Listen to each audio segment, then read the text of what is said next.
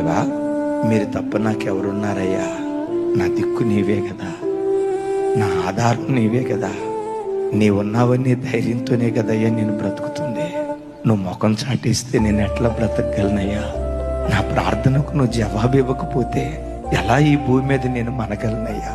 నిన్నొక్కడిని ఆధారం చేసుకుని బ్రతుకుతున్నా.